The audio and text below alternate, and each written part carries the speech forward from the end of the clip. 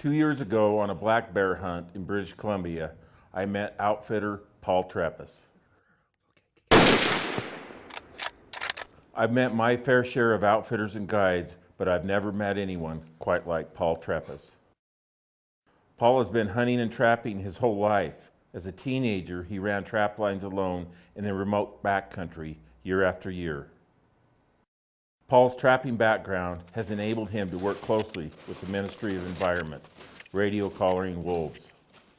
He's done trap research for the Canadian government, managed wolves in his guide area, and aided many ranchers in extracting wolves from their livestock. Having had great success in his craft and perfecting his snaring techniques over the past 30 years, Paul has produced and distributed his own instructional DVDs.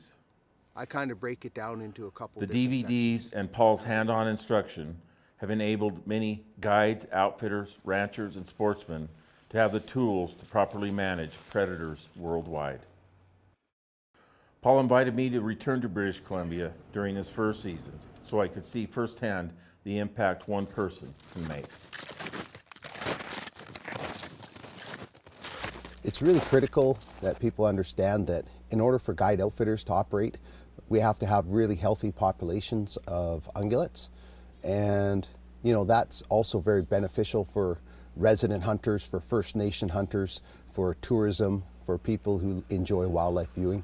So it's really critical for guide outfitters that the resource is real healthy and vibrant. Part of my management strategy up in my guide territory is to remove some of the predators to keep a healthy balance. It's really important that if you're taking off one side of the scales, that you have to balance the other side of the scale. So that means you've got to address the predators. Well, historically, there's been quite a few different methods for managing predators. In the past, poison has been used, and we found that the public doesn't support widespread use of poison, especially when government gets involved in predator control programs and use program. It's not been supported here in British Columbia or other places. Another method for controlling wolves is aerial gunning. It's probably one of the most effective methods, but again, here in BC, that battle was fought up in the Muskwa-Kachika, and the public didn't support aerial gunning. So it's left us with a decision, what tools do we have left to manage our predators? I'm using a simple, what I call ground snare. And with these ground snares, just very simple, I have a little simple piece of wire which supports my cable. I have a locking device, a compression spring, and a breakaway. The snares that I'm using in coyote country, they have a 265-pound breakaway, which means that if a deer gets caught in them, they can break out, but a coyote can't. And then when I'm in wolf country, I use a heavier breakaway that's designed so that a moose can break out, but a wolf can't. If you're snaring a fox, I go with a 10-inch loop, 10 inches off the ground. I go with the same thing for lynx, about a 10-inch loop, 10 inches off the ground. When I'm snaring coyotes, I go with about a 12-inch loop, 12 inches off the ground. And if I'm snaring wolves, I go with an 18-inch loop, 18 inches off the ground. From all my experience, using modern, humane, target-specific trapping methods are a very good way of selectively removing predators and helping restore the balance.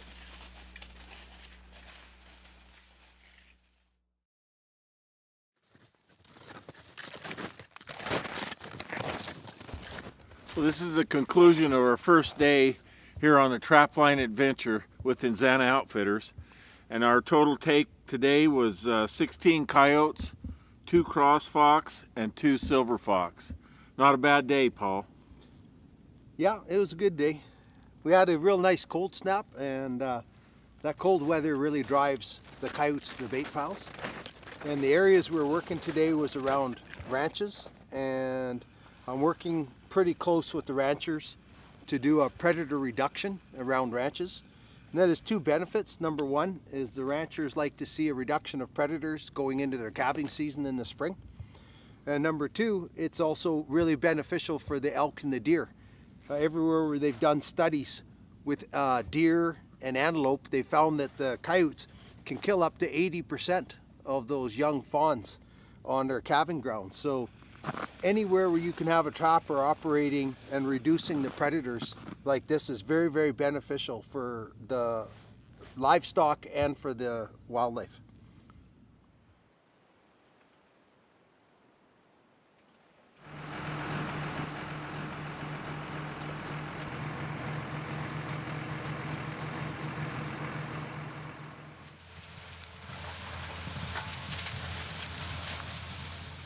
We operate this cattle ranch as a family operation, have 700 mama cows, and we have to manage that quite carefully.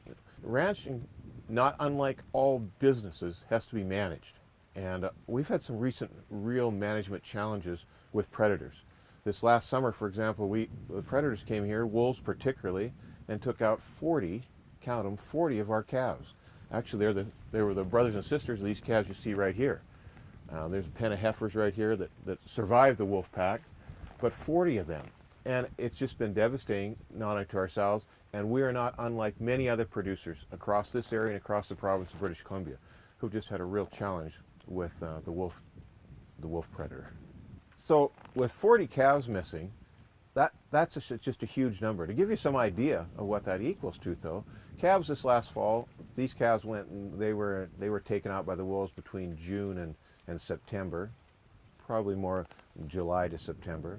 So by October 25th, when their brothers and sisters were sold, they were averaged between about $700 and $900. So just, in just quick math, 800 bucks at 40 calves is 32 grand. And I don't know about you folks, but in my little world, that's lots. That's lots, because we still have all the costs associated with that, i.e. land payments, fuel, hay, parts, you name it. So consequently, as in business and in managing business, we have to talk to our bank about that. Where's that 32 grand that didn't show up that was in our projections for the total number of calves? Just a mess, just an absolute disaster. Another value that hasn't always been counted, but is certainly a value, those mama cows being chased around and stressed to the nines all summer, they didn't breed back. So we had an unprecedented number of open cows this summer. So this year, for example, we had 145 cows that didn't breed and that didn't get bred back. That these cows aren't on open range. They're all right here on this ranch, right within the confines of this ranch, on pastures that are fenced and cross-fenced. So they're not out over thousands and square miles of open range. They're right here on our own private land, and they were still devastated by the wolves.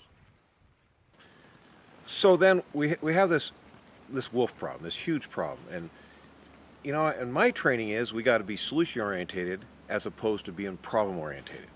We got this problem. What's the solution? So I became acquainted, who's become a good friend now, with Paul Trepas, a professional trapper, a lifelong trapper from this very area. So. Well, I think probably one of the most amazing points to your story here, John, is that what you're able to see and attach actual numbers and price tags to is what's happening out in the wild, say to my moose population up in my guide territory, that people are not seeing that. So they're not seeing how many cows aren't getting bred because they're getting run by wolves all summer. They're not seeing the losses of the calves, that are just not even making it through their first year because of wolf predation. And so when I'm up there doing predator control in my guide territory, I'm able to do that in my guide territory. I consider it part of my business. But for down here, you're ranching. That's a lot of work. And so it's a great partnership between professional trappers and cattlemen is a great opportunity to build fantastic relationships and partnerships that can benefit each other. Absolutely, and that's all about. It's about predator control. Just as much in the guide area, we have to have predator control right here. And for the most part, ranchers, it's a busy lifestyle. We don't have time to do all that. And wolves are, unlike coyotes or other predators, they're very smart. Yes. And we respect them for that. But they're also very smart, and it takes a professional. So I appreciate getting involved with you, and not to embarrass you, but it's been great to have you, and it gives me some confidence. And to be quite honest with you, it gives me some confidence going to my bank that if I can put my mama cows out next summer, we're not going to be taking out 30 to 50 grand. We can't do that. We Right. can't do that. Cattle ranchers can't handle those losses. It's just not there. And then you have these open cows like this that got to go to a beef market well before their time. You can't do that. We've got to have control. We've got to have management. It's all about a professional management plan. Absolutely. In 1995, the Canadian gray wolf was introduced into Yellowstone National Park. It was agreed that once the wolf population had met the objective number, wolves would be removed from the endangered species list, and state wildlife agencies would be allowed to manage the wolf populations in each state. In 2002, the objective number of wolves was met. However, the right to manage wolves in each state was not granted, and as a result, the wolf population dramatically increased. With the absence of wolf management, wildlife numbers began to fall throughout the West. In the fight to restore big game populations and unite sportsmen, Big Game Forever was formed to provide a voice and a presence in the halls of Congress. I was recruited to this position by some good friends who felt that we needed a lawyer fighting for sportsmen. And my background is I'm an Ivy League trained lawyer who just has a passion for the outdoors. And so, like a lot of you, I love to hunt and fish, and saw what was happening with our elk, moose, and deer herds in the Northern Rockies, and decided it was time to fix that issue. With my background in politics and law, felt like that was something that could be fixed with the right kind of effort. I was at a hearing in Washington, D.C., and there were some fairly radical folks who were saying, hey, hunters are a threat to conservation. And there was just a couple of hunting representatives there, and I was one of them. And I stood up and I said, you know, you've got it all wrong. Hunters are a force for conservation. They're a force for good. And we support wildlife on the landscape. A lot of these folks have forgotten that when the original idea was to introduce wolves, there was caution, but at the same time there was support. What we agreed to was to have wolves in 3 western states, and that once we reached those objectives, states would have management authority to protect our wild game herds. You know, what happened is these groups went to federal court and blocked state management for about 10 years. And so what happened is we went from 300 wolves across the West to almost 2,000. And that was a predator load that has been described by Fish and Wildlife Service biologists as saturation. Really, it was unsustainable. And what happened is that unsustainable number of wolves, and other predators as well, but the combined load of predation crashed these game herds, and then the predator numbers crashed as well. And so as we look at that, and we look at the original agreement and the overreach that happened there through some federal mandates, you know, it's just a reminder once again that we really shouldn't be tinkering and experimenting with our wild game herds. We know what works. And to protect them, the states need the management authority to respond to concerns as they arise. And so some of, you know, the best and most important game herds in America have been lost. For example, the northern Yellowstone herd once had as many as 20,000 elk. We just got the counts back from this last winter, and there's less than 2,000 elk in the park now. That's a tragedy. It's very rare to see a moose in Yellowstone National Park.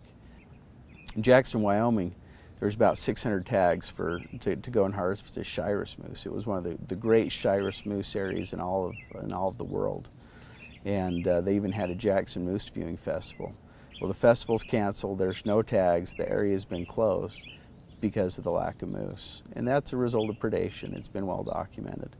And so, you know, there's examples around Montana, Idaho, Wyoming.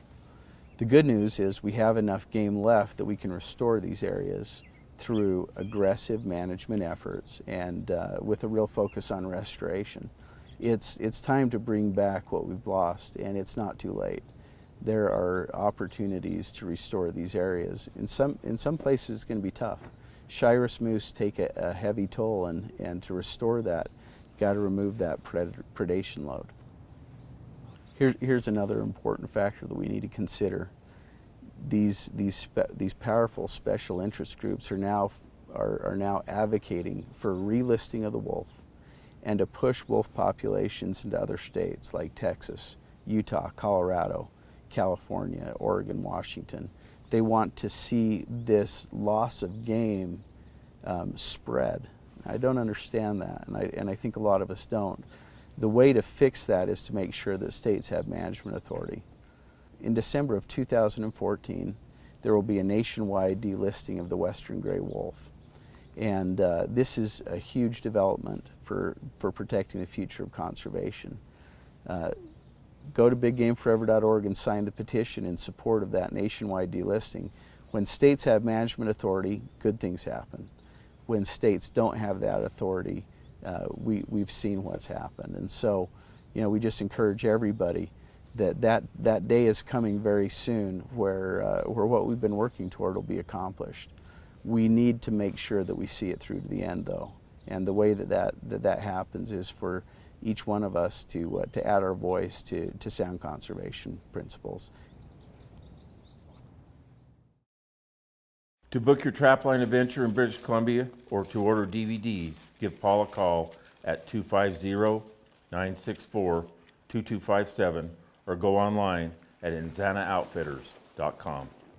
For more information on the products featured on today's show, give us a call at 1-866-754-7618 or go online at longrangestore.com.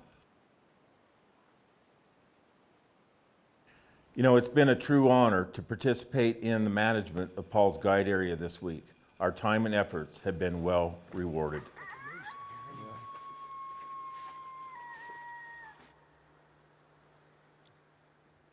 I think we need to recognize that we're in a time in America where there are some very powerful special interest groups who've decided that hunting doesn't belong anymore.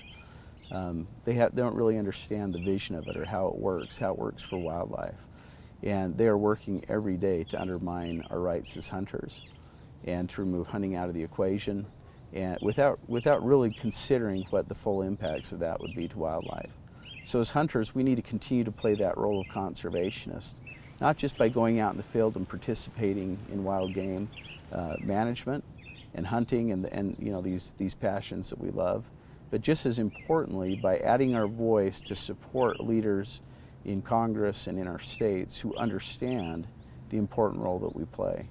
And so as we step up to the plate and speak with one united voice, we can really protect a future of wildlife and conservation in America. Can't do it without the American hunter. And the American hunter, as always, is going to be pivotal to protecting and restoring lost game herds in America. And so our request is very simple. Come and join us. Come and help us do the right thing for wildlife. And you can do that very simply. It's free. It's really fast. Just go to the Big Game Forever website, which is biggameforever.org, and sign the petition, and you'll be joining a nation of united sportsmen that are fighting for the rights of hunters and for a future of abundant wildlife.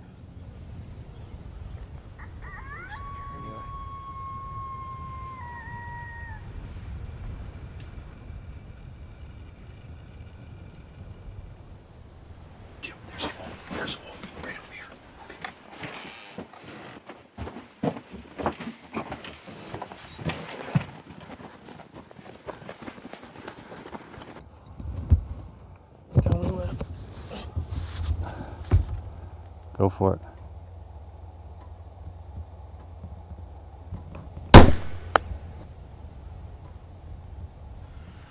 That happened so fast. That is not the way I expected this to go down. Predator control is and always will be a part of conservation. I actually got to experience firsthand what it takes to make a difference in the field. Every hunter everywhere can make a difference with a signature, a voice, and with your time. Get involved and make a difference.